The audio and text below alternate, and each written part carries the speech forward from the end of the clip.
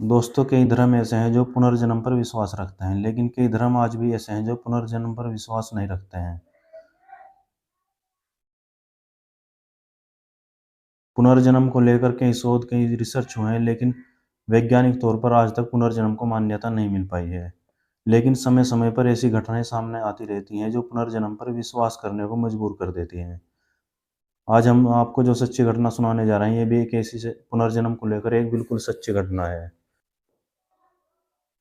दोस्तों, आदाब, नमस्कार, गुड इवनिंग। हमारे YouTube channel Imran true story में आपका स्वागत है। दोस्तों, चैनल को सब्सक्राइब जरूर करें, वीडियो को लाइक करें। अगर आप अपनी कोई राय देना चाहते हैं तो कमेंट बॉक्स में जाकर अपनी राय दे सकते हैं। अब आते हैं आज की कहानी पर। आज हम आपको जो सच्ची घटना सुनाने जा रहे हैं, सच्ची घटना है हरियाणा प्रदेश का एक जिला है पलवल, और इसी पलवल में एक गाँव पड़ता है गड़ीपट्टी। बात है 13 जनवरी 2006 की।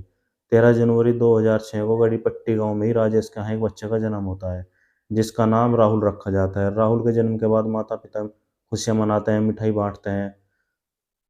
धीरे धीरे समय बीतता है, राहुल बड़ा होता जाता है। जैसे ही राहुल 5 साल का होता है तो वह अजीब तरह की बातें करने लगता है। एक दिन राहुल कहता है कि उसका नाम राहुल नहीं बल्कि धनराज है, और वो पास के ही गांव बांसवा का रहने वाला है। ये सुनकर उसके माता पिता हंसने लगते हैं, कहते हैं बच्चा है, इधर उधर की बातें कर रहा है, बात आई गई हो जाती है। धीरे धीरे समय बीतता है। जैसे जैसे राहुल बड़ा होता जाता है, उसको अपने पुराने जन्म की जो बातें हैं वो याद आने लगती हैं।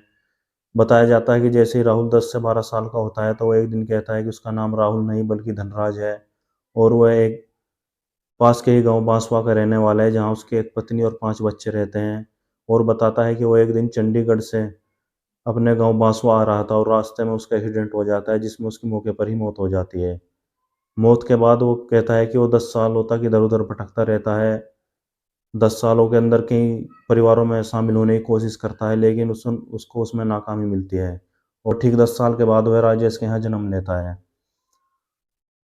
अब एक दिन राहुल के पिता राकेश राहुल को लेकर अपनी बहन के ससुराल में जाते हैं, और जैसे ही वापस आते हैं तो बांसवा गांव के नजदीक आकर राहुल कहता है कि मेरा गांव आ गया है और मुझे अपनी पत्नी और बच्चों से मिलने के लिए जरूर जाना है। अब राहुल के पिता राकेश उसे काफी समझाते हैं, लेकिन राहुल अपनी जिद पर अड़ जाता है और चीखने चिल्लाने लगता है। अब राहुल के पिता राकेश राहुल की जिद के आगे झुक जाते हैं और उसको लेकर बांसवा गांव पहुंचते हैं। और जैसे ही गांव बांसवा गांव पहुंचते हैं तो राहुल बहुत तेजी के साथ एक पुराने से घर में पहुंच जाता है, जहां पर एक 45 वर्षीय एक महिला होती है। और उस महिला को देखकर वो पहचान लेता है और कहता है कि ये मेरी पत्नी है। और वहां पर मौजूद जो धनराज के लड़के होते हैं उनको कहता है कि ये मेरे लड़के हैं। सबके नाम भी बताता है, सबकी पहचान भी बताता है। अब ये नज़ारा देखकर वहाँ आसपास के लोग इकट्ठे हो जाते हैं, जिनमें कुछ में लोग भी होते हैं जो धनराज के मित्र हुआ करते थे, जो धनराज के साथ समय बिताते थे, जिन्हें देख कर के राहुल पहचान लेता है और बारी बारी से सबके नाम भी बताता है। राहुल और धनराज के जो मित्र थे वे आपस में चर्चा करते हैं, जो पुरानी यादें थी, जो पुरानी बातें थी, उन पर बात करते हैं। तो सभी हैरान रह जाते हैं, क्योंकि सब बात सच होती हैं। बताया जाता है कि राहुल आज भी बांसवा गांव में आता जाते रहता है, और जो महिला है वो आज भी उनको पति के रूप में सम्मान देती है और उनके पैर छूती है। पुनर्जन्म की यह घटना पुनर्जन्म की यह घटना आज भी उस इलाके में चर्चा का विषय बनी रहती है।